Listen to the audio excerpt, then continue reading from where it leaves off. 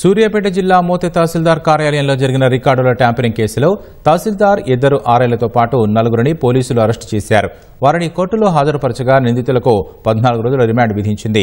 ఓ భూమికి సంబంధించి పాత పహాణీల్లో పేర్లు లేకపోయినా అప్పటి మోతే తహసీల్దార్ సంఘమిత్ర కార్యాలయ సిబ్బంది రికార్డులను ట్యాంపర్ చేసి ధరణిలో గల్లంతైన సర్వే నంబర్ల కింద 11 మంది రైతులకు భూమి ఉన్నట్లు తప్పుడు ధృవీకరణ పత్రాలు సృష్టించారు.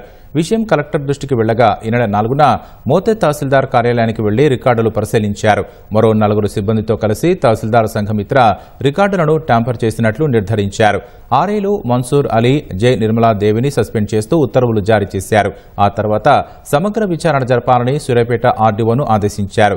తహసీల్దార్తో పాటు 4 రెవెన్యూ సిబ్బంది, మీసేవ నిర్వాహకుడు మల్లేష్తో పాటు 11 మంది రైతుల ప్రమేయం ఉన్నట్లు గుర్తించి పోలీసులకు ఫిర్యాదు చేశారు. రెవెన్యూ అధికారులు ఇచ్చిన ఫిర్యాదుతో 21 మందిపై కేసు నమోదు చేశారు. 7గురిని కోర్టులో హాజరుపరచగా 14 రోజుల రిమాండ్ విధించారు. మిగిలిన వారు పరారీలో ఉన్నారు.